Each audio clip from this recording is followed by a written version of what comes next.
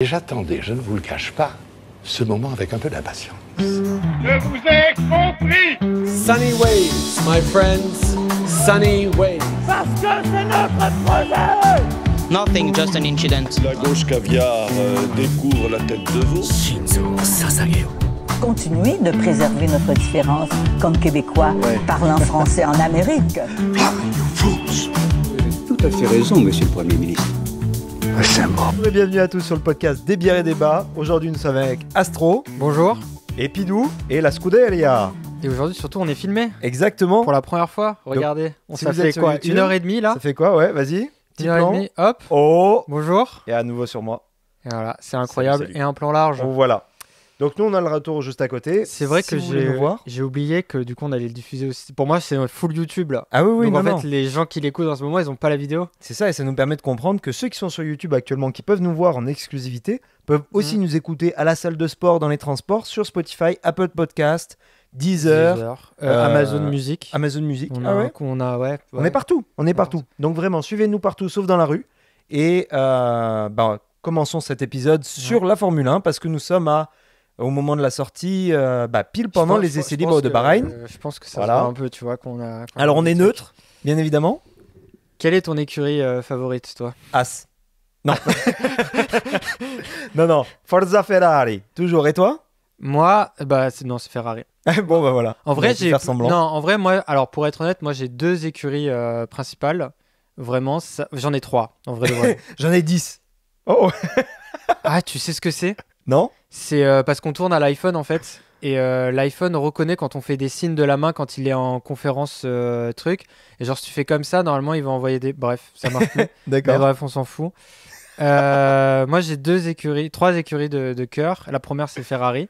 Mais Ouais. Ferrari à cause de Charles Leclerc. D'accord. Mais pas parce que c'est Charles Leclerc, parce que j'aime beaucoup l'histoire de sa famille aussi. Ouais.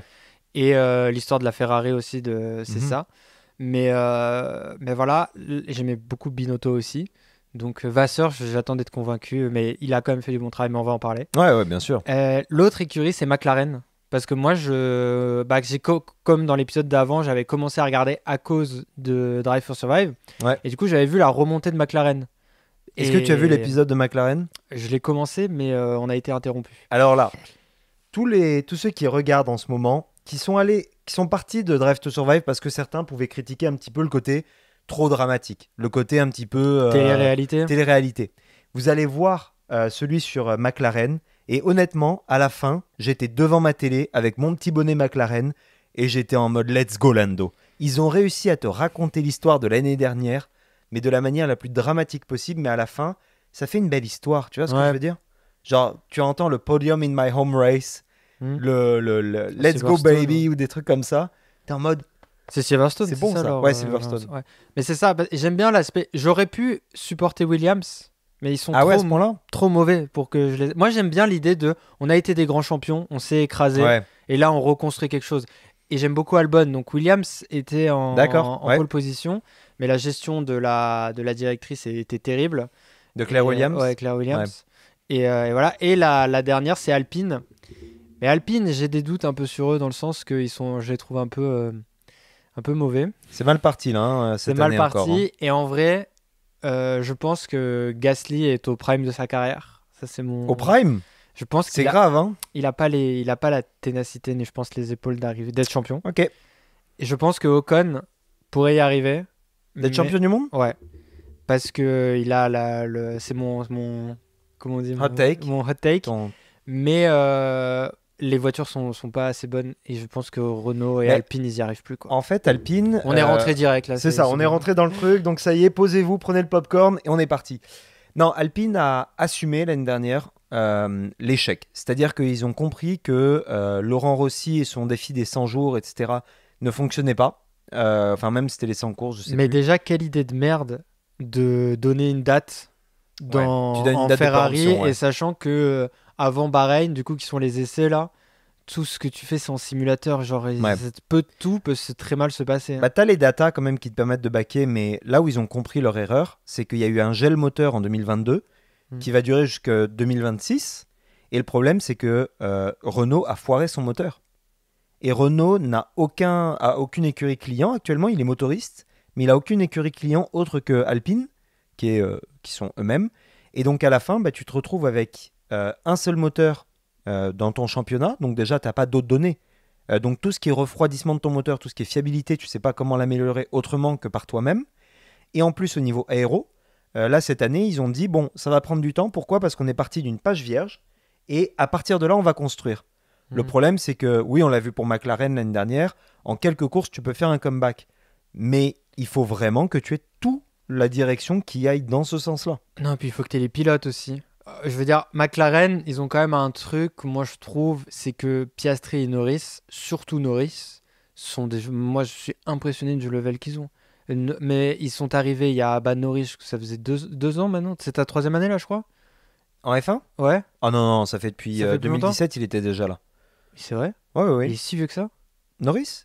Il était tout petit quand il a commencé. Tu le regardes, il était aussi boutonneux que Piastri. Mais je sais pas, ils ont un truc au niveau de leur pilote où ils ont la caisse. Moi, je trouve, tu vois, c'est basé sur vraiment rien quand je dis que genre Gasly, il a pas les capacités, mais je trouve que il y a un truc qui se dégage de eux où tu as l'impression que tu les vois arriver au bout du podium, tu vois. Gasly, c'est quand même la victoire à Monza avec AlphaTauri. Mais il a quand même marqué plus de points à lui seul que tous les pilotes chez AlphaTauri. Ouais, je sais, mais toute l'histoire. Gasly, il a un truc de... Je sais pas, il n'arrive pas à se dépasser. Il n'a pas de moment où il te fait briller que s'il était dans une bonne voiture, il y arriverait. Ouais. Là où Ocon a réussi quand même à Monaco. Là où Albon, pareil. Albon, je suis sûr que tu le mets dans la RB19. Qu'est-ce que je dis, Ocon ? Oui. Il va y arriver.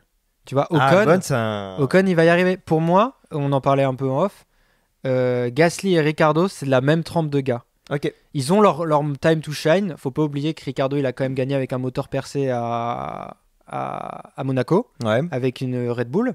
Mais ça s'est très mal passé après avec Renault et McLaren. Que des bons choix de carrière. Mais tu vois, je le vois pas devenir champion du monde. Puis même chez AlphaTauri, en fait, il a une mania, notamment grâce à Drive to Survive. Oui. C'est un peu comme Gunther Steiner. Ouais. Gunther est parti cette année après s'être fait littéralement renvoyer de chez Haas. Mais quand vous écoutez un peu Drive to Survive là cette saison, déjà tu sens que le gars est sur le départ, mais aussi que c'est une équipe de losers. Parce que, et on en parlait un peu avant, Aston Martin et Haas, c'est le même pari. C'est un milliardaire qui va tenter de monter son écurie. Ça a déjà été fait par le passé. Williams, c'est juste ça. C'est aussi un milliardaire qui commence, mais c'était avant. Mais moi, j'aime pas ce pari par rapport aux équipes.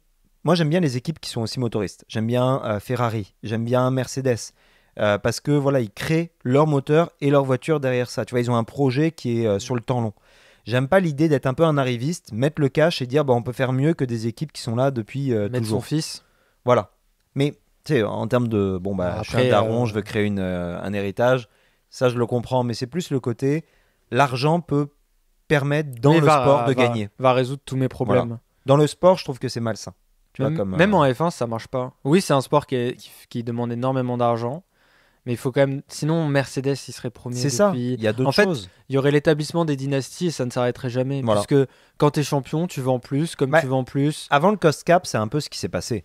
Mercedes gagnait notamment parce qu'ils pouvaient dépenser sans compter. Et d'ailleurs, si tu regardes les deux équipes qui ont bien performé l'an dernier, qui on a Red Bull et Aston Martin. Et Red Bull et Aston Martin sont les deux équipes qui ont dépassé le cost cap.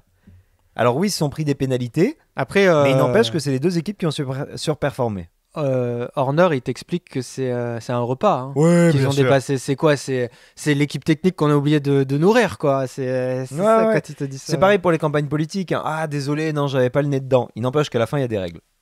Mais pour reprendre un petit peu, moi aussi, mes équipes de cœur, je t'avoue qu'il y a Ferrari, c'est certain. Alpine est aussi là. Mais moi, c'est vraiment par chauvinisme. C'est dans le sens, c'est des Français.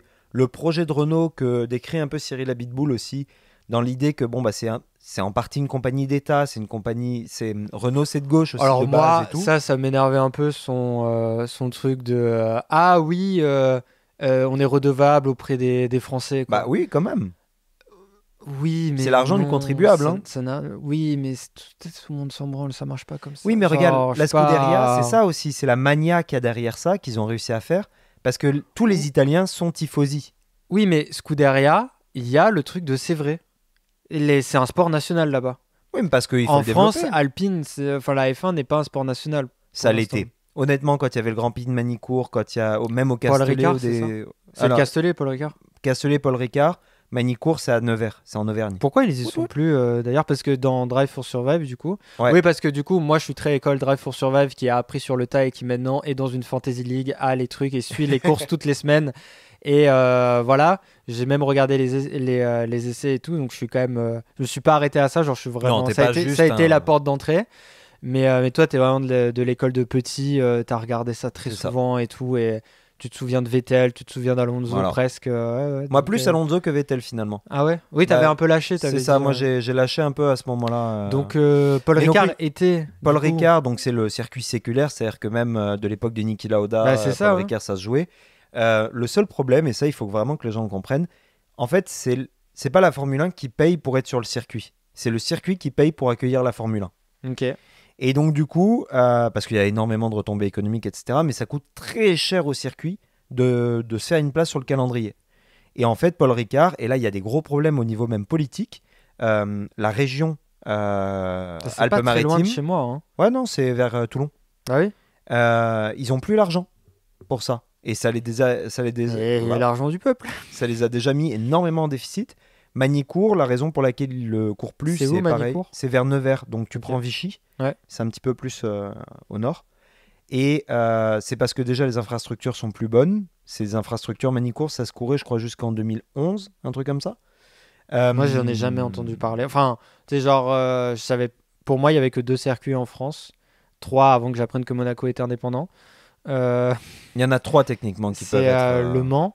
Ouais. Qu'on pourrait retravailler pour faire un circuit de F1, mais qui était un circuit de façon dans le sport automobile qui était très qui est accepté par la FIA. Donc le Mans, Paul Ricard et du coup Monaco. Enfin, Monaco, mais du coup Monaco, je savais que c'était les lieux très connus proches de la France. Ouais. Mais oui, c'est ça, Manicourt, je savais pas. Il y en a encore un autre? Bah du coup, oui, je crois qu'il y en a un vers Strasbourg. Okay. Mais lui, je le connais pas. Je m'avancerai pas là-dessus. Mais oui, Manicourt, mon père était allé à une course de F1. Là-bas, il avait vu Schumacher, etc.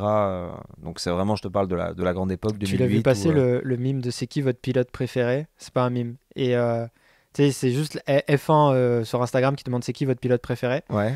Et t'as Mick Schumacher qui a répondu My Dad avec un cœur. Nice. Et vraiment, t'as envie de pleurer, quoi. T'es en mode... Non, mais c'est vrai, c'est un peu tragique, un peu son truc à lui. Mais Mick Schumacher, d'ailleurs, si tu as vu le reveal Alpine, pilote. Bah là, il va être pilote WEC, donc endurance, donc au Mans, pour Alpine. Ok. Ouais. Mais il est plus pilote de réserve chez. Mais je sais pas. Parce qu'il était chez Mercedes. Ouais. Pilote de réserve. Alors je pense. Tu crois que c'est le jeune là, l'italien? J'ai plus son nom. Celui où on dirait vraiment qu'il a 12 ans. Ouais, il a l'air vraiment jeune. Ouais. Mais bon, bah tiens, ça nous permet d'enchaîner un nouveau segment. Le départ d'Hamilton. Alors déjà, on a eu une année 2024 incroyable en Formule 1 avant même que la saison commence. Ah ok. On a Leclerc qui continue chez Ferrari jusque 2029. Mais ça a été officialisé, ouais. Non, dans le sens on a la date parce que moi. Non, on n'a pas la date, mais on sait que c'est un multi-year contract. Voilà, c'est ça l'info que j'avais. Mais toutes les fuites qui précédaient le fait que ce soit un multi-year contract disaient que c'était 2029. Ouais, j'avais entendu ça, mais. Voilà. Okay. Et en fait, ça serait. Alors là, on parle de rumeurs. Copié sur celui de Verstappen. C'est qu'en fait, Verstappen aussi. Ouais, Verstappen, c'est à peu près les mêmes dates. Norris, aussi un multi-year contract. Non, mais McLaren, faut qu'ils s'accrochent aux deux. Hein. Ah bah là. Les deux sont très très bons. Moi, je trouve ils ont ils ont un bon équilibre. Mais Piastri, surtout Norris. Mais... Oui, c'est sûr. Mais Norris, en fait, la question, et tu le vois. Alors, désolé, on va faire beaucoup de références à Drive to Survive, mais la série vient de sortir, elle est très bonne. Et honnêtement, c'est un bon moyen de voir ce qu'on voit pas à la télé. Parce qu'à la télé, on voit les essais libres, les qualifs, la course, ça s'arrête là. Et même si ça peut être biaisé, tout ce que vous voulez, dites-nous d'ailleurs ce que vous en pensez dans les commentaires de Drive to Survive, si vous êtes déçus, si vous êtes des anciens qui n'aimaient pas Drive to Survive ou des nouveaux qui êtes arrivés grâce à ça. Mais Lando, lui, il se dit, mais on est McLaren. On est censé se battre avec Ferrari et Merco. Et au début de l'année, les gars, ils se battaient avec Williams. Tu vois, c'est comme... C'était non, la descente ils étaient terrible. Dans le bac de la... Enfin, ils étaient au fond de la grille et ils ont réussi quand même à remonter... Bah là, le problème, c'est que maintenant qu'on tourne avec le téléphone, on peut plus check nos trucs. Mais oui. Bah moi, j'en ai un, là. Mais je sais plus exactement quand est-ce que... Ouais, ils devaient... combien ils ont fini? Mais ils ont fini 3e ou... Non, ils ont fini 4e en 2023. Mais oui, c'est sûr qu'on a eu une off-season qui était, on voit ton téléphone dans mon retour. Ouais. 4e derrière Ferrari. Voilà, 4e. Et quand même avec un gros gap, hein, avec une centaine de points, mais par rapport à leur départ. C'est, dis-moi si j'ai bon, Red Bull. Ouais. Ferrari. Non. Eh ben non, justement. Mercedes. Et oui, jusqu'à la dernière course. Oui, c'est vrai. Red Bull, Mercedes, Ferrari, McLaren. Ouais. J'ai envie de dire Aston Martin en 5e. Exact. 6e, après, j'avoue, là, je sais plus. Alpine. J'ai failli dire Alpine. Et ouais. Williams, AlphaTauri, Alfa Romeo et Haas. Non, ça va, je les avais. J'aurais pu les trouver. J'aurais dit Williams en avant-dernier. Ce qui est assez impressionnant, c'est qu'on voit un classement avec des points qui sont quand même assez énormes en termes d'écart. Mais il ne faut pas oublier que la méthode de calcul impacte énormément la manière dont les points sont distribués. Alors qu'au final, quand tu regardes les qualifs, tout le field est séparé entre le premier et le dernier de moins de 3 secondes. On a comme 2 secondes. Il y a même des grands prix où ça s'est joué à un peu plus d'1 seconde entre le premier et le dernier. Donc, et en plus, il y a la piste qui s'améliore au fur et à mesure de... Ça dépend. Ah, quand même. Non, c'est juste que par rapport à la polémique qu'il y a eu il y a quelques jours où Charles, il a chié en disant que c'était dangereux. À Bahreïn, il y a eu un problème avec la piste. Ah oui. À Las Vegas. Non, c'est où que Carlos, il a failli se foutre en l'air à Las Vegas parce que la tuyau, la bouche d'aération n'était pas bien là. Ah, c'est une bouche de conduit de métro, enfin d'égout. D'égout, qui était mal scellé mais en fait c'est une question de pression. On n'imagine pas à quel point la pression atmosphérique sous une voiture de Formule 1 est puissante. C'est impressionnant. Après, c'est leur travail. Hein. Ouais, justement, mais ce que je veux dire, c'est qu'il y a la fameuse théorie comme quoi tu pourrais le mettre à l'envers, la Formule 1 dans un tunnel. Oui, qu'elle arriverait. Il y a tellement de downforce qu'elle pourrait tenir au plafond. Mais donc parlons de Hamilton qui part chez Ferrari. Hamilton qui est depuis ses 13 ans chez Mercedes. Fred Vasseur arrive chez Ferrari. Alors Fred Vasseur, pour ceux qui ont du mal à le situer, ce gars-là, il a fait naître Hamilton chez ART notamment. Après, il est parti, donc il a vadrouillé, mais il a retrouvé Charles chez Alfa Romeo. Il a révélé Charles aux yeux du public parce que Charles Leclerc a été incroyable chez Alfa Romeo. Et il part chez Ferrari. Et là, tu as Vasseur qui arrive chez Ferrari, qui confirme son boy pour multi-year contract. Et après ça, tu as Hamilton qui arrive à être convaincu de Vasseur et qui dit face aux caméras, si ça n'avait pas été Fred Vasseur chez Ferrari, j'aurais pas fait le move. Donc il a quitté Merco pour Ferrari, alors que Merco a fini à peine, mais devant au classement constructeur. Et il rejoint Ferrari. Moi, je trouve que c'est le move vraiment... J'y croyais pas d'ailleurs quand on s'est parlé sur la conversation. Je vous disais, mais non, mais c'est comme l'année dernière, il renégocie son contrat. Oui, tu m'avais bien envoyé... Non, je m'avais pas envoyé chier, mais c'était très en mode... Ah, j'y croyais pas. C'était très en mode, oui, tu m'avais... Parce que je t'avais dit, t'as vu, il y a la rumeur de... il va faire le truc et tout. Et il y a même genre des... Parce que du coup, le Reddit de Formula One, là, le subreddit, ils ont des infos avant tout le monde. Je sais pas comment ils font. C'est plus rapide que Twitter, plus rapide que tout. Impressionnant. Et il disait que justement, il y avait des négos en arrière-plan entre Ferrari et trucs. Et tu m'as dit, non, mais c'est comme l'année dernière quand il a fait croire qu'il allait chez Red Bull et tout, et que c'était faux. Total. Et moi, j'étais en mode, mais je pense que tout est vrai. Parce que dans ces trucs-là, je me dis que c'est vrai, il doit y avoir des vraies conversations. Mais parce qu'il y a un truc que moi, je comprends pas trop. Enfin, c'est pas un truc que je comprends pas trop, mais c'est que c'est souvent leur entourage qui discute avant eux. Après, là, ça avait l'air de s'être rendu jusqu'à Hamilton. Mais moi, je comprends pas trop son game à Hamilton, pour être honnête. Dans le sens que je comprends pas ce que c'est son long game. Enfin, c'est quoi sa vista avec ce truc-là. Parce que je me dis, ok, son but, c'est d'avoir le 8e titre. Parce que c'est ça son objectif. Il deviendrait du coup le plus titré de l'histoire. Il dépasserait Schumacher parce que là, actuellement, il est à égalité avec lui. C'est ça. Et donc, je me dis, ok, pour qui il va changer? Parce que Mercedes, ils sont plus là. Enfin, dans le sens, ils ont des problèmes techniques, on le sait.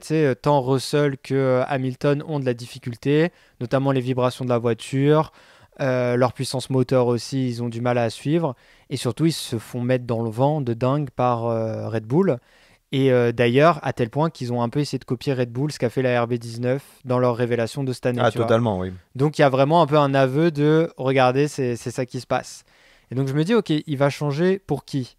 Le truc, c'est que Ferrari, pour moi, n'a pas les capacités pour l'instant, alors j'espère me tromper, j'espère me tromper, mais n'a pas les capacités d'éclater Red Bull pour l'instant. Ouais. Donc je me demande pourquoi il a pas move chez Red Bull, parce que je pense sincèrement que Horner, Checo, un jour sur deux, sa place elle est mise en vente. Oui, bien sûr. Donc il va se dire juste Checo, ciao, et t'imagines le duel Verstappen-Hamilton. Ah, mais moi j'en rêve. Mais même pour eux, tout le monde, l'argent qui va couler à flot, enfin, ça serait comme avoir Messi 2021, et Ronaldo dans la même équipe. Donc c'est ça que je me pose un peu comme question. Il y a l'idée que quand tu es dans une équipe, notamment face à Verstappen, Verstappen, quelle que soit la voiture, de toute façon, est quelqu'un qui va rester dans les mémoires de la Formule 1. C'est un bon conducteur. Voilà. Déjà, de base, il faut comprendre que Verstappen est rapide. Tu le mets dans un taco, il va t'optimiser le machin de manière incroyable parce que il est bon. Tu vois, il est vraiment, vraiment bon. Les deux viennent du karting. Ils n'ont pas fait F2, F3. Enfin, oui, ils en ont fait, etc. Mais les deux, leur base, c'est le karting. Moi, ce que je pense, c'est que briller à côté de Verstappen, être dans la même voiture, c'est aussi prendre le risque de dire « Ah ouais, il lui a mis un 10-2, Verstappen, domination totale. » Si jamais tu es chez Ferrari, c'est pareil que Vettel. Vettel, il a brillé chez Red Bull, il est parti chez Ferrari à la fin. Ferrari a ce côté mythique. Il a ce côté séculaire où Red Bull, demain, Christian Horner risque de se faire virer. Il dégage, enfin, comment dire, la marque Red Bull va vraiment prendre quelque chose parce que Red Bull, ils vendent des canettes. Ils font tout ça. Est-ce que d'ailleurs pour on vendre des canettes. était tant surpris de savoir qu'il était accusé de harcèlement moral et au travail, Christian Horner? Alors ça, pour le coup, moi je veux pas faire de délit de faciès. Je veux pas faire de délit de tu vois, genre il avait la tête d'un harceleur, il avait la tête d'un gars toxique. D'un mec nerveux. C'est comme si un jour j'apprends que non mais tu vois, en plus Toto, j'allais dire, tu vois, ça se voit que c'est un mec qui se vénère mais contre un mur. Tu vois, c'est pas un mec qui va violenter ses trucs. Et c'est un mec qui a des mots très durs, Toto, parce qu'il l'a dit. D'ailleurs, dans Drive for Survive, c'est très bien montré là, sur la première course de l'année, je crois, ou je sais plus, quand ils se font mettre dans le vent par Aston Martin. Ouais. Et qui dit va falloir qu'on ait un post-mortem parce que là, je comprends pas ce qui est arrivé. Ouais. T'as pas envie d'être avec lui dans la même pièce, mais il y a un peu un truc de. Il est autant énervé sur lui-même que toute l'écurie, etc. Christian, moi, je trouve que c'est un mec qui a. Alors, quand il a déglingué le casque là, tu sais. Ouais. Toto, ouais. Et qui a pas l'air de prendre sur lui le blâme, en fait. Et je me dis, ni sur Verstappen, tu vois. Je sais pas, moi, ce genre de truc, j'essaie d'en rester loin tant que ça n'a pas été démêlé par des gens qui sont bien plus compétents que moi. Mais je pense que c'est le projet Vasseur aussi qui intéresse beaucoup chez Ferrari. Ouais. Vasseur, il vient pas là pour continuer le travail de Binotto. Il vient justement pour surtout remontrer Binotto, quelque chose. Il s'est fait virer alors qu'il a fini deuxième. C'est ça, Binotto. En termes de constructeur, c'est le problème, c'est qu'en fait, Ferrari, son problème, c'est pas ses infrastructures, c'est pas son moteur, c'est pas tout ça, c'est la mentalité qu'il y a derrière. Et Vasseur, c'est justement ce qu'il est venu chercher. Il est venu dire, on va pas embaucher des techniciens parce qu'ils sont italiens, parce que c'est le cousin de ceci, de cela. Ça, c'est la culture Ferrari. C'est très italien, Ferrari. Vasseur, justement, il est arrivé, il a dit non, on doit être performant maintenant. Donc on doit viser l'excellence. Et il faut pas oublier quelque chose, c'est que we have to be Ferrari, performant now. Ouais. Because I'm Fred Vasseur and I speak like that. Non mais Mercedes, depuis 2021, perd des gens dans leur secteur aéro. Ils perdent des gens dans leur secteur technique. Déjà, Hamilton, il part avec tout le monde. Hein. Oui, il part avec Bono, il part avec tout le monde. Hein. Regarde le principal de Williams. Alors Williams, c'est une équipe sereine de Mercedes.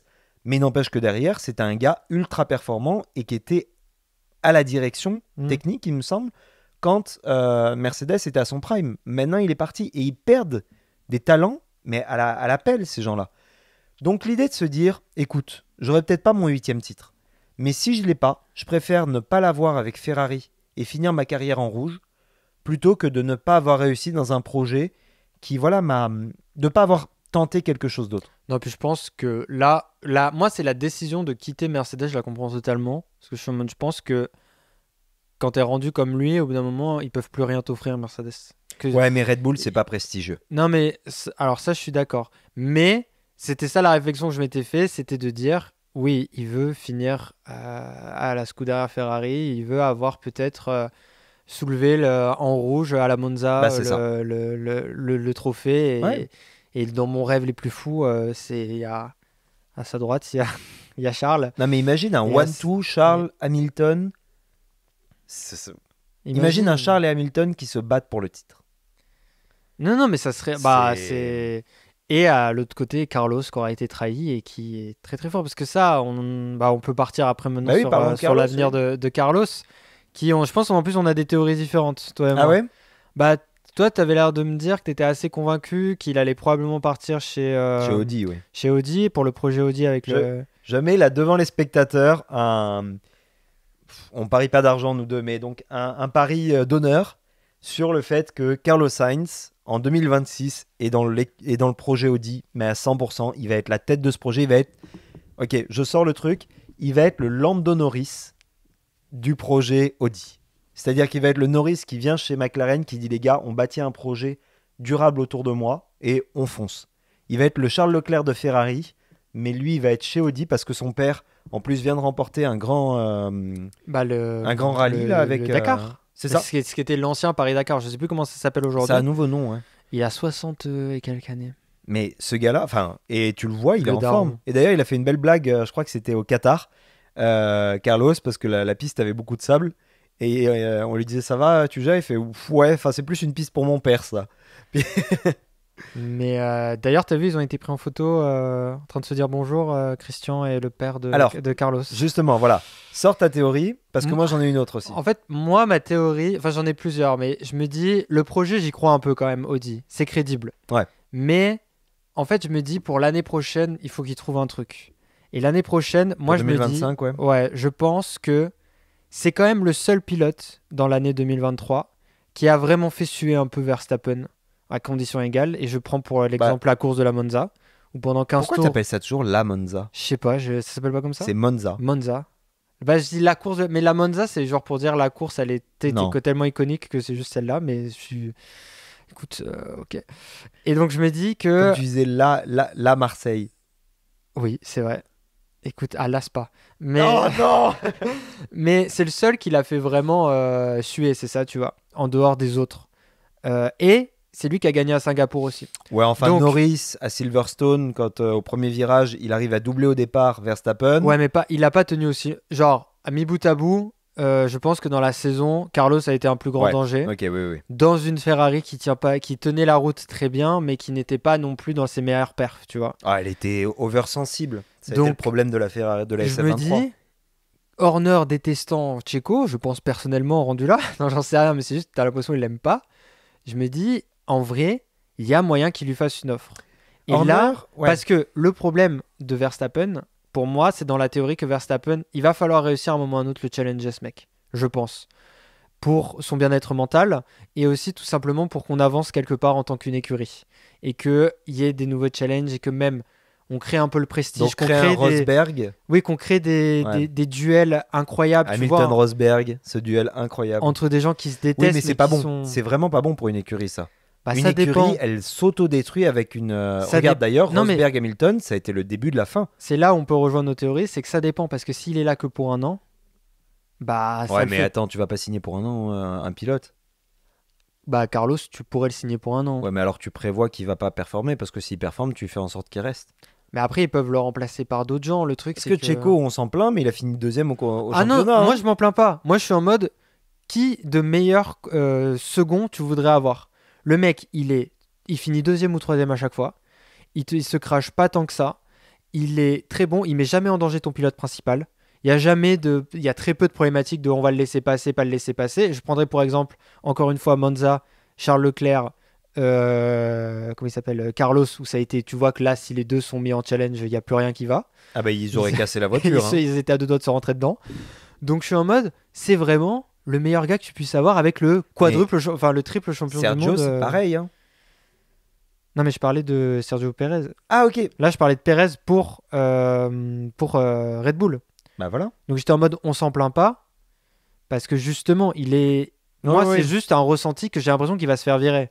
Mais de tout point de vue, il devrait pas se faire virer pour moi. Parce que c'est ça, Horner, on lui met beaucoup de trucs, et je pense que les médias d'ailleurs jouent beaucoup là-dessus. Là, ils essayent de le diaboliser un peu. Je pense qu'il tient quand même pas mal l'écurie. Hein. Ah oui, non, c'est sûr, avec Helmut. Mais ce qui compte pour lui, c'est les résultats. Pourquoi il a viré Gasly? C'est pas question de personnel, c'est parce qu'il performait pas. Ouais, pourquoi il a viré De Vries? C'est parce qu'il performait pas. Alors De Vries, ils lui ont laissé beaucoup de chance. Non, mais Gasly, ils lui ont laissé moins d'un an, comme Gasly. Hein. Ils lui ont laissé 12 courses. Mais Gasly, 9, je crois même. Gasly et Albon, par exemple, moi je trouve ils ont pas eu de chance. Surtout Albon, c'était en mode il a fait 2 courses Albon, puis on lui a dit la porte elle est là-bas.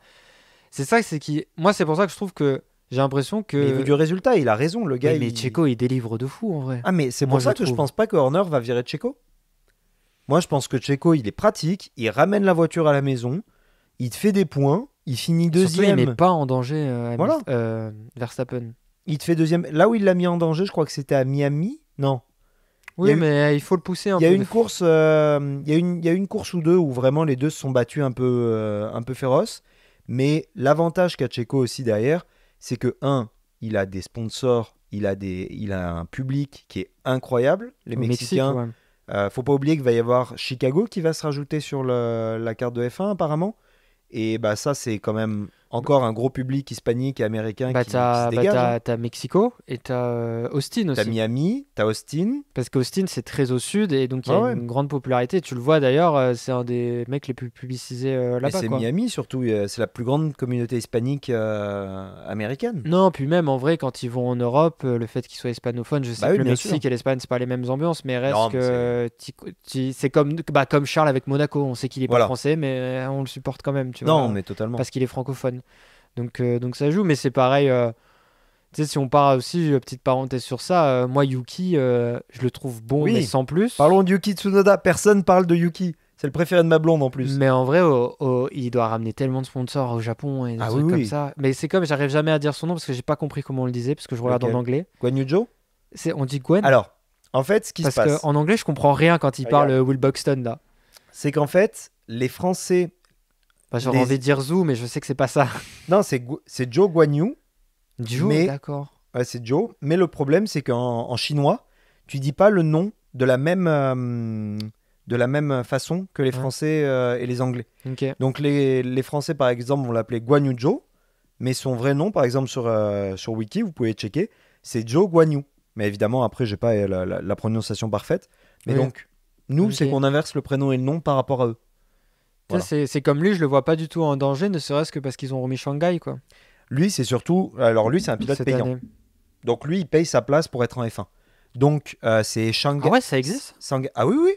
Ah ben... Je savais pas que c'était aussi officiel. Dans le sens que quelqu'un pouvait payer pour... C'est officiel à tel point d'ailleurs que l'année dernière, alors il y a eu toute la controverse sur est-ce que Pourchaire mérite un siège en F1. Et Pourchaire était pilote de réserve Alfa Romeo, qui est devenu Stake F1 Team. La réponse est oui, il méritait sa place. Pourquoi ?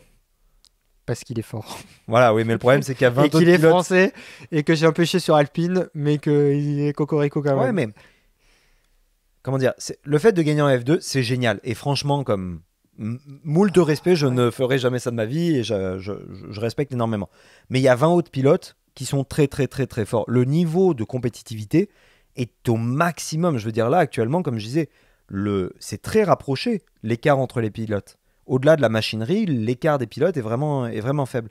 Et il y a des pilotes payants, et c'est là où on se pose la question. Logan Sargent, il est là parce qu'il y a les sponsors américains à Williams. Guan Yu Zhou, il est là parce qu'il y a les sponsors chinois, notamment la bière Sanghi. Ah oui, oui. Tu vois ? Et le problème, c'est que l'année dernière, il y a eu une ouverture pour Théo Pourchaire. Ça a été le moment où les sponsors ont eu des défauts de paiement. Il y a eu des retards de paiement pour Guan Yu. Et donc là, les gens se sont dit, ah oui, mais alors là, s'il commence à pas payer sa place, qu'il rapporte pas tellement de points, quel est l'intérêt d'occuper une place chez Sauber qui ne performe pas ? Je veux dire, l'année dernière, c'était terrible pour Sauber. Donc Sauber, c'est Alfa Romeo. À la base, c'est Sauber. C'est Kick maintenant, non ? Voilà, qui est Kick. Alors, c'est Stake, techniquement. Mais Stake, comme c'est une plateforme de paris, ce n'est pas autorisé en Europe, notamment. Et donc, du coup, comme ils peuvent pas avoir un nom qui est interdit, et ben ils utilisent Kick, qui est l'équivalent de Twitch, mais qui appartient à Stake, et donc où tu peux faire des paris sportifs, etc. dessus. Donc c'est Kick. Tu peux boire de l'alcool et faire des paris. Voilà. Sur Kick, là où Twitch tu peux pas. Voilà. Explicitement, j'entends. Exact. Donc, mais c'est aussi la transition vers Audi derrière, qui eux seront dans le projet.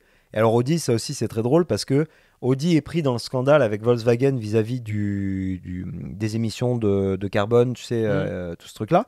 Et en fait, là, actuellement, ils doivent commencer à payer, et ils doivent payer beaucoup.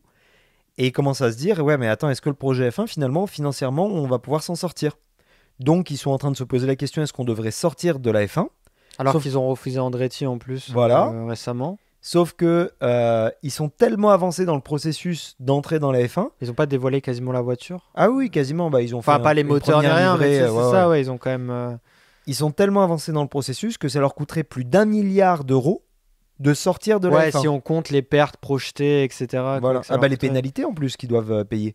Oui, parce que la FIA va pas les laisser partir comme ça. Au-delà de la FIA, la Formule 1, en tant que... C'est séparé, tu sais, c'est Liberty Media, etc. Liberty Media. Donc, actuellement, ça leur coûterait très cher d'aller en F1, mais encore plus cher de sortir de la F1. Donc, pour l'instant, le pari, c'est de rester en F1. C'est très compliqué, mais c'est passionnant. Il va falloir qu'il performe, du coup, Carlos, s'il est pris là-bas. D'où l'intérêt, pour revenir justement à Carlos Sainz. Moi, mon idée, c'est justement qu'il va partir chez Audi, qu'il a déjà le deal sur la table avec Audi. Après, pour 2025, je suis d'accord avec toi, c'est, comme on dit en anglais, up for grabs. Ça va être au plus haut pari. Mais, quitte à partir chez Mercedes pour reprendre la place de Hamilton et faire un swap. Ou alors, Mercedes get Alonso. C'est ça. Et Carlos va pour 1 an chez Aston, parce que là, il pourrait signer pour 1 an pour de vrai. Et ils peuvent pas reposer l'écurie. Même si j'en reviens un peu de Lance Stroll, ils peuvent pas reposer l'écurie sur lui. Ah non, pas du tout. Alors que Merco peut baser l'écurie sur Russell en période de transition. Oui, bien sûr. Puis même, ils ont des gens dans l'académie qui tiennent largement la route, je pense. Déjà, ils pourraient mettre Russell, Mick. Bon, ça serait... Mais ils pourraient mais il est bon, Russell. Oui, non, c'est le seul qui a gagné en 2022 chez Mercedes. Hein.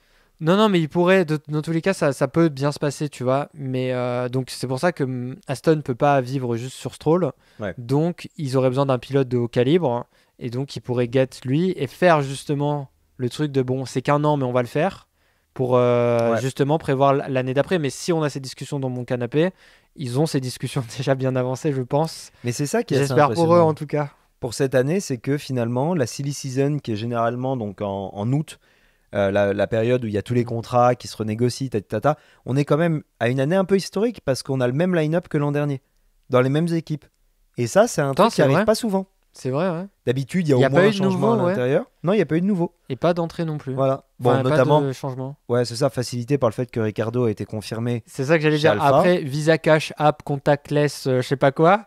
Ils ont eu 3 pilotes. Ils ont 4 pilotes en tout, si tu considères Yuki. Donc, ça va, quoi. Alors, ça, c'est aussi on peut parler des pilotes X-Factor.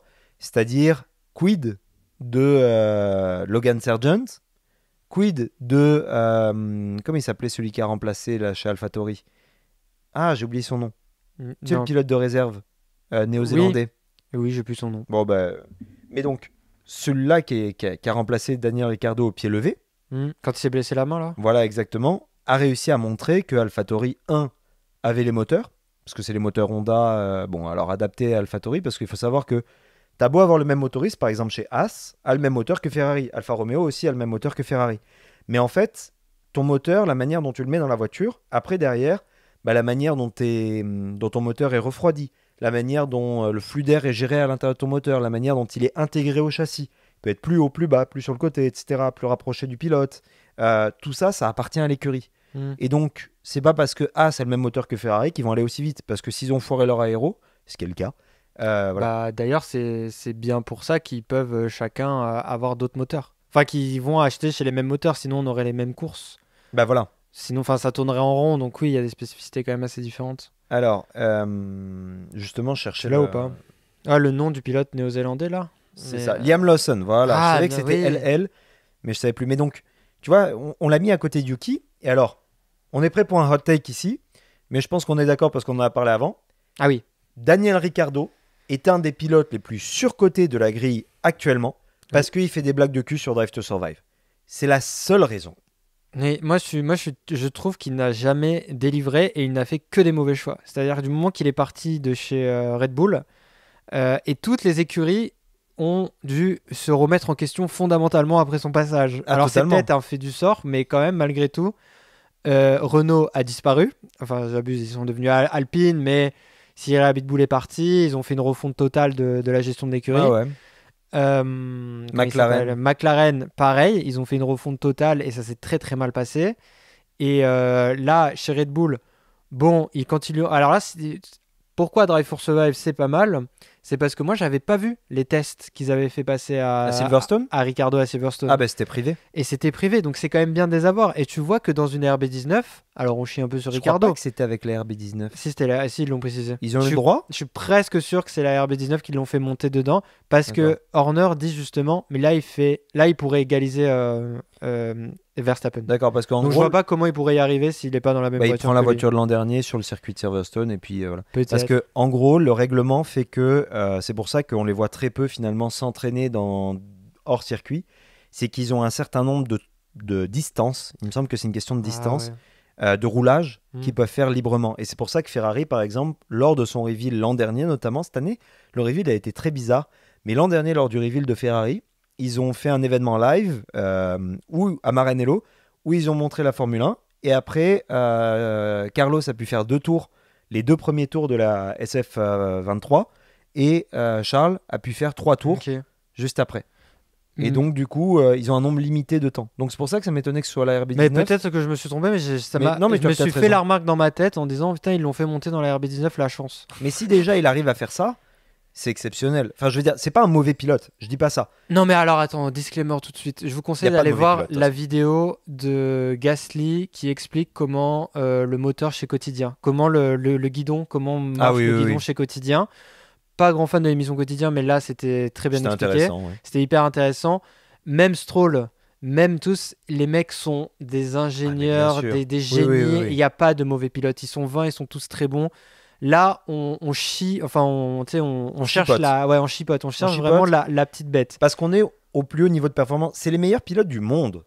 Mais c'est ça. On les compare les uns aux autres, mais on je saura pense jamais dire qu'on est meilleur. Fondamentalement que Ricardo n'est pas un bon pilote dans le sens que l'exposition qu'il a, la médiatisation qu'il a, les résultats qu'il a, et surtout le nombre de voitures qui crachent et tout, en vrai, pour vous donner l'exemple, chez Red Bull, il serait fait virer. Il n'aurait pas fini une saison. Tu vois, par exemple. Aujourd'hui ? Aujourd'hui, oui.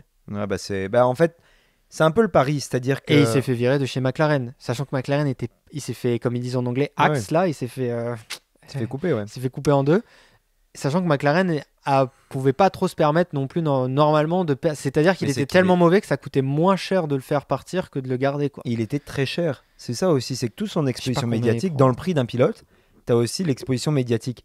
Et on le voit d'ailleurs au début de la série Drive to Survive, encore une fois. Ils ont c'est que t'as tous les insides en fait, Drive to Survive. C'est le seul endroit où il y a tous les insides. C'est sûr. On va pas regarder quand ils vont ouvrir une boutique dans ce truc-là, mais là tu vas avoir les backstage de... Quand ils vont l'ouvrir, de la tête dépitée de Ricardo qui est en mode je suis un placement de produit, les gars. Mais c'est ça. T'as quand même Horner qui dit voilà, il va serrer des mains, il va nous servir. Il va ouvrir des magasins. Ouais. Putain, je fais Et c'est vrai que c'est un peu l'avantage qu'il a. Mais pour revenir sur Yuki, moi je vous rappelle la première saison qu'il a fait, donc ça a été 2021. Alors il était beaucoup moins performant qu'aujourd'hui, mais déjà il a été rookie de l'année. Il a marqué le plus de points de tous les rookies de la même année. Et il est consistant. C'est-à-dire que Yuki peut s'énerver beaucoup et ça, les commentateurs, ils en font des masses. Mais derrière, moi, je pense que c'est juste ça. Pas les autres, parce que je pense que Charles est un déjà Ocon, c'est sûr, il s'énerve en permanence. Vu déjà comment il s'énerve pour de vrai. Donc c'est sûr, il s'énerve de fou. Et Charles Leclerc, il s'énerve de fou, ça se voit aussi. Oui, mais les gars, ils sont à 300 dans une bagnole. Moi, tu me mets en condition de stress en ville quand il y a du trafic. Déjà, je peux commencer à chauffer. Mais attends, les gars, ils sont à 300. Il y a d'autres gars qui courent avec eux qui sont aussi à 300. Et ils se prennent des forces G, mais énormes dans la face. Tu vas pas être poli. Non, mais t'as 2 degrés. T'as genre leave me alone, quand leur ingénieur leur parle, laisse-moi tranquille, ou Vogel. Shut up. Et Yuki est plus dans l'équipe Vogel, mais dans tous les cas, c'est hyper agressif comment ils parlent à leur ingénieur. C'est comme Verstappen. Et d'ailleurs, je vous conseille la super interview de Julien Febvreau avec Hydro, donc le youtubeur, qui dit mais Verstappen est une crème dans la vie. Je l'ai vu, Il est incroyable. Et puis c'est le mec qui te dit bonjour, c'est le gars avant les interviews, il te parle justement, il n'est pas sur son téléphone. Hamilton. Quand il te le croise dans le paddock, s'il te remet, et si t'as déjà vu, il va te faire un sourire et tout. Et par contre dans la voiture, c'est un chien, selon les termes du gars. Tu le vois dans ses lives avec sa fille, sa plus ou moins fille adoptive. Le gars, c'est une crème, il a des chats et tout. Ça paraît bête de juger sur des critères comme ça, mais on le diabolise beaucoup, notamment à cause des premières saisons de Drive to Survive. Le fait qu'il a fait signer le dieu. En montrant que Hamilton était faillible, il a montré que voilà, il y avait une nouvelle génération qui arrivait. Et c'est normal parce que Red Bull, c'est pas prestigieux. C'est une équipe qui veut juste chercher à vendre des canettes parce que c'est. T'as un truc avec ça. Ça fait déjà 2 fois que tu le dis ça. Ça veut vendre des canettes. Mais On a oublié qu'ils sont allés dans l'espace et qu'ils ont fait une chute. Oui, mais le seul objectif, tout ça, tout ce que fait Red Bull, faire sauter un gars dans l'espace, faire du parapente à des gars qui sont sur des vélos, sauter de la Formule 1 et tout. Lancer Ty Chris depuis là-haut de la Tour Eiffel. Tout ça, c'est des objectifs marketing. Red Bull, pour la petite histoire, à la base, c'est un gars qui vendait du dentifrice en Autriche, qui est allé en Thaïlande. Et quand il est arrivé en Thaïlande, qu'est-ce qu'il a vu ? Il a vu que les Thaïlandais travaillaient énormément, donc c'était pendant le boom économique en Asie du Sud-Est. Et il se disait, mais attends, mais les gars, il y avait des livreurs notamment qui font des trajets, mais c'est des dingues. Enfin, les routes, c'est pas du tout les routes comme chez nous. Et ils arrivent quand même à faire des heures de malade. Et là, on lui a montré une petite canette, une petite boisson qu'ils buvaient tous et qui les rendait super performants. Et là, il s'est dit, mais attends, mais il y a un pouvoir de dingue pour nous en Europe, parce qu'à part le café et le Coca-Cola, on n'a rien. Et le Coca-Cola n'est pas marketé comme boisson énergisante, mais comme boisson un peu de tous les jours. Un petit soda, c'est le American Way, il y a le Pepsi, il y a la guerre Pepsi-Coca. Et comment ils ont intégré comment ils ont intégré le marché ? Ce gars-là, il a dit, je vais aller sur les campus universitaires, je vais mettre la musique à fond les ballons, et je vais donner des Red Bull gratuits, et ça pendant seulement 2 heures, et je vais même pas prévenir que j'arrive. J'arrive sur le campus, je mets les speakers à fond, les gens viennent prendre des canettes et je me barre dès que j'ai plus de canettes. Dès qu'il ouvre des nouvelles canettes, c'est ça qu'il fait en plus. Ouais. Il continue de faire ça. Ouais. Et après, il change de campus et il va à un campus ailleurs aux États-Unis. Et l'avantage, c'est qu'il fait ça au moment où Internet vient d'émerger. Donc les gens, un peu comme Facebook, en parlent. Oh mon Dieu, on a eu. Moi, je me souviens au collège, on a eu un camion Red Bull qui vient d'arriver. Au lycée, ils faisaient ça. Enfin, ils n'allaient pas devant les lycées, mais il y avait à tel endroit dans ma petite ville, il y a le camion Red Bull. Genre. Alors nous, on l'a eu plus tard en France. Ouais, bien plus tard, nous. Mais imagine au début d'Internet. Ouais. Quand d'un coup, on dit, ah bah je suis à Austin, on vient d'avoir un camion Red Bull, dans tel campus à telle heure. Et puis là, t'as quelqu'un en Californie qui dit, putain, 2 jours plus tard, nous, on vient d'avoir un camion Red Bull, etc. Et donc, par la suite, ils ont compris un truc, c'est qu'il fallait faire du marketing d'affiches. Genre, on n'a jamais fait ça dans le passé, nous, on est arrivé. Donc, ils rentrent en F1 pour ça. Voilà. Exactement. Mais petite théorie du complot que moi j'ai, je pense que quand Verstappen boit du Red Bull, il n'y a pas de Red Bull dedans. Wow, grosse théorie du complot. Je pense qu'il ne consomme pas le truc parce que les canettes sont à 90% quasiment tout le temps déjà ouvertes. Ah non, mais c'est certain. Tu ne le vois jamais ouvrir une canette, donc moi voilà. Et la seule fois où je l'ai vu ouvrir une canette, il ne l'a pas bu. Non, mais c'est. Donc moi je suis sûr il ne boit pas. Ah oui. Et donc je trouve ça fou de marketer un produit et de ne pas en consommer à ce point-là. Mais c'est des sportifs de haut niveau, tout ce que tu fais. Bah, c'est plus dans ce truc-là. Mais peut-être pour faire un dernier segment, je t'amènerai sur un autre sujet qu'on en avait un peu parlé. Premièrement, quel est ton avis sur le rajout, je sais plus son nom, je suis un immense connard, de l'ancienne pilote de IndyCar et de Dorian Pain ? Ouais, qu'ils ont rajouté dans Drive for Survive, parce que je suis tombé sur une publication. Ah, il y a la une meuf commentatrice ? Ouais, qu'ils ont rajouté. Ouais. Où sur Instagram, tout le monde lui a chié dessus. Ah ouais ? Parce que, genre, en mode, elle est pas légitime, pourquoi elle est là, elle est nulle, machin, etc. Mais moi, j'avais un avis, j'étais en mode, bon, déjà, les gars, c'est pas parce qu'elle a pas fait de F1 qu'elle est pas légitime. Ouais. Parce que Will Buxton, personne lui chie dessus, il est jamais monté dans une F1, à ma connaissance.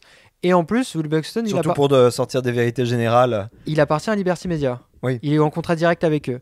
Donc, When par the exemple, track is wet. La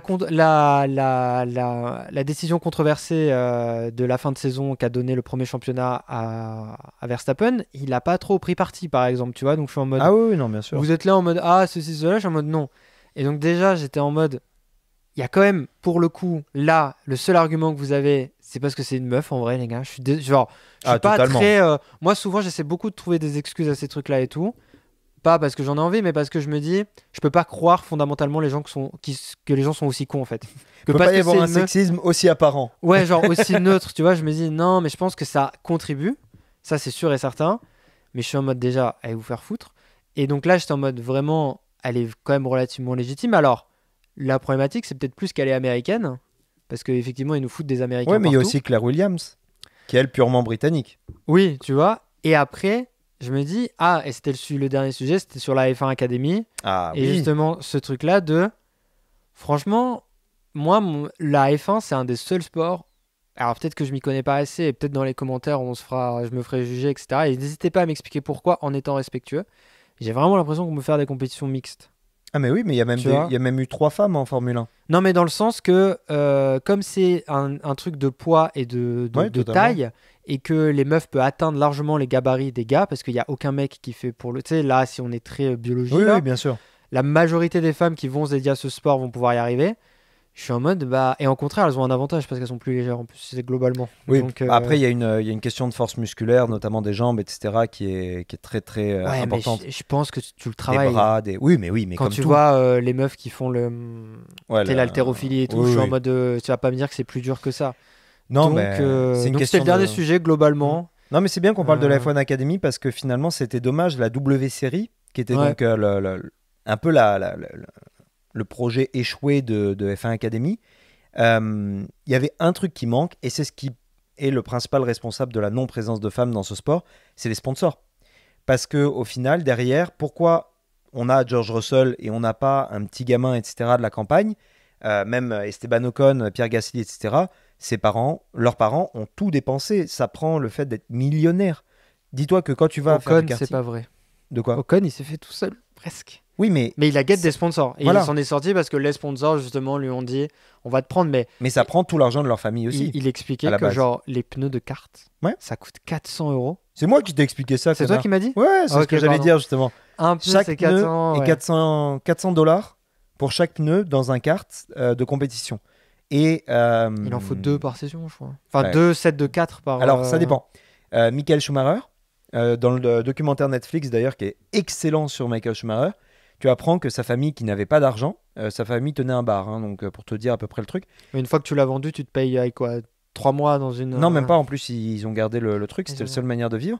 En gros, il allait au truc de karting. Et tu sais, il y a des pneus. Ouais.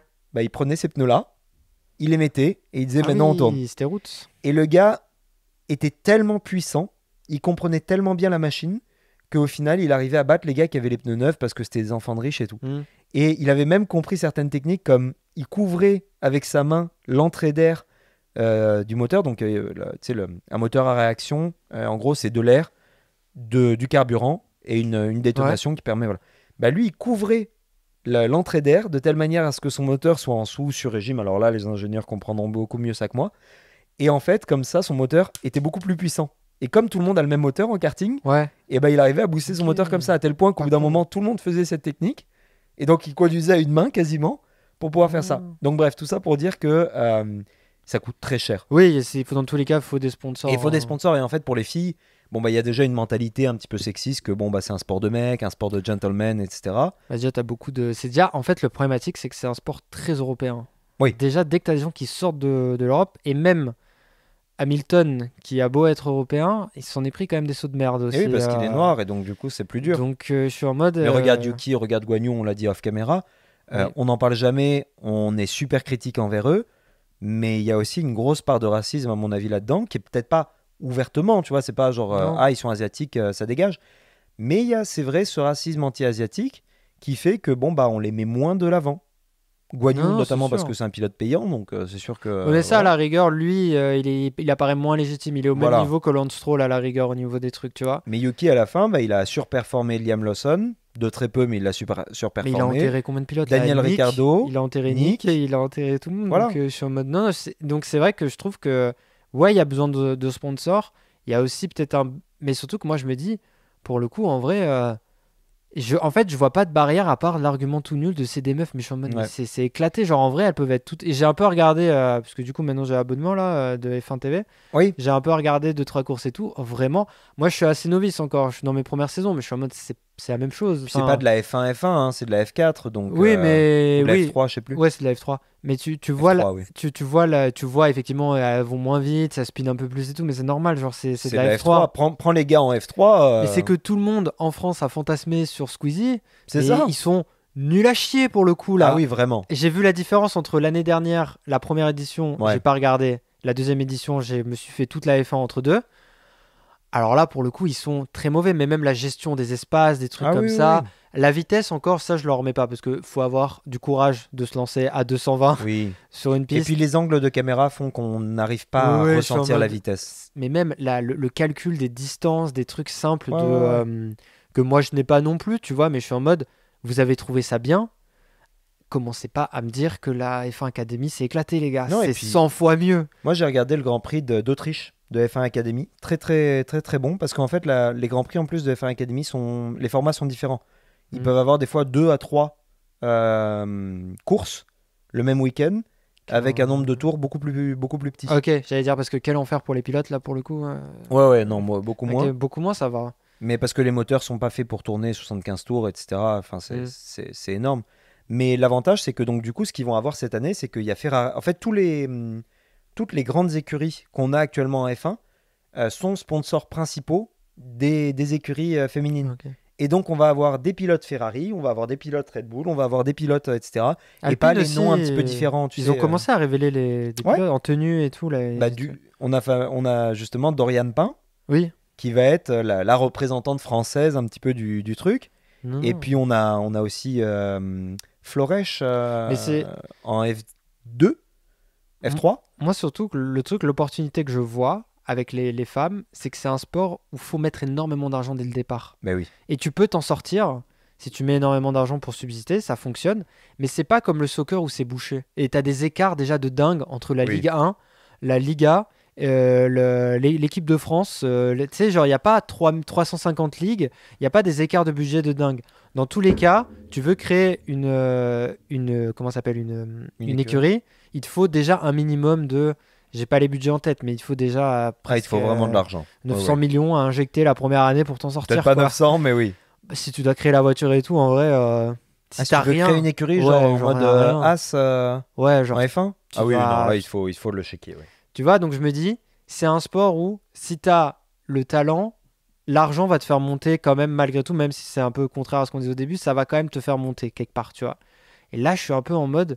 Justement, c'est l'opportunité parfaite et les sponsors, ça se crée, ça se décrée et il n'y a pas de légitimité dans les sponsors. Non, bien sûr. On voit Red Bull, comme toi, tu l'as dit, il n'y a pas de légitimité. Kik, il n'y a aucune légitimité et ils n'ont aucune chaîne. Ils ont renommé une écurie Visa Cash App.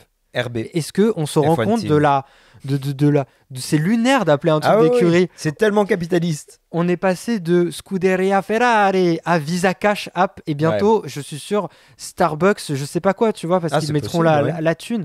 Donc je suis en mode, on s'en branle. Ce qu'il va faire, c'est les gens et Netflix. En plus, Netflix qui ont quand même une propension à ça, feront une émission façon. Maintenant, j'ai appris, t'as vu, dans Drive for Survive, ils ont une division maintenant, sport. Ah ouais? Maintenant, tu regardes, le sponsor, c'est le producteur, c'est Netflix Sport. D'accord. Donc c'est-à-dire que tu l'as vu, oui, mais ça fait du sens. On fait Tour de France et tout. Tennis. Donc ils vont faire l'exposition qu'il va y avoir. Et en vrai, moi, je suis vraiment en mode. Ça pourrait relancer, ça pourrait faire un renouveau au sport. Ça serait cool. Et en plus, renouveau, ils l'ont bien injecté là déjà, ouais. Non, mais dans avec les femmes. Ouais, au niveau du grand public. Ah, tu voudrais dire genre une émission Netflix F1 Oui, mais il pourrait le faire. Academy. Et en plus, il pourrait faire comment on crée un sport. Ça serait dingue en vrai. Alors, je sais que le sport est pas à créer, mais il y aurait un peu un truc de, il y avait rien et puis après, on a créé un grand championnat. Non, mais c'est sûr. Genre, c'est qu'il y a toutes les cartes réunies et je me dis. Je comprends que les sponsors soient frileux, mais chez un sponsor, je pense que je mettrais de l'argent dedans, moi, tu vois. Et ils commencent à en mettre beaucoup, mais il en faut beaucoup. Mais... Puis tu peux faire du pinkwashing, etc. avec ça. Tu sais, c'est comme le greenwashing, mais avec le féminisme. Je suis pas pour le pinkwashing, mais non, à la fin, le si greenwashing qu'ils font la F1, pas ouf. Alors, ça, et c'est un très bon truc pour finir, j'ai regardé les chiffres. Non, ils font le tour du monde, arrête. Non, mais justement, en fait, il y a un truc qu'il faut comprendre sur la F1. Ok. On est deux écolos, toi et moi, juste pour les trucs, on est des écolos capitalistes, etc. La Formule 1, elle a créé les freins de toutes les voitures qu'on a actuellement. La Formule 1 a créé les ceintures de sécurité de tout le monde. Elle a créé, tu sais, les 2 barres qu'il y a dans les voitures. Non, mais même l'éco-énergie. Tout ce qu'il y a dans la voiture. Le fait d'avoir du 3 litres au 100, c'est la F1. Quel est le meilleur laboratoire automobile pour tous ceux qui ne vont pas passer du thermique à l'électrique, parce que c'est faux. Tous les politiques qui vous disent qu'il n'y aura plus aucune thermique à partir de 2030, 2040, 2050, d'ailleurs, ils repoussent les dates à chaque fois, vous mentent. Ce n'est pas possible. Ce n'est même pas voulu par les consommateurs. Et pire que ça, en fait, de manière générale, en termes de production, en termes d'incitatifs, on le voit en France, par exemple, ils avaient prévu seulement 25 000 demandes subventionnées par l'État de voitures à 100 € par mois électriques. Dès le premier mois, ils ont dit « Ok, on annule pour cette année ». On a eu 50 000 demandes. Donc oui, il y a de la demande. Ce que je veux dire, c'est qu'il va toujours y avoir des gens qui veulent avoir des voitures thermiques. Puis à ces gens-là, on ne peut pas leur laisser des voitures qui polluent. Ce qu'il faut, c'est créer des carburants, alors pour moi, carburants d'aviation durable, là où je travaille, mais des carburants durables qui sont bien moins polluants que le diesel ou le truc. Et ce qu'il faut savoir, donc il n'y a pas actuellement de normes sur les carburants durables. Ça peut être un peu n'importe quoi, tu peux un peu appeler ton carburant durable, mais à la fin, on va établir une norme. Et en fait, il faut savoir que le carburant, le moment où il pollue le plus, c'est pas, et ça les compagnies pétrolières ont encore réussi super bien à nous responsabiliser en nous mettant le blâme alors que c'est elles qui sont le problème. En fait, ton carburant, il pollue, je crois, 3/4 de la pollution de ton litre d'essence. C'est au moment de sa son extraction, le moment transformation. Ils le raffinent et ils le font, ouais. Et en Parce que là, il brûle énormément de choses. Exact.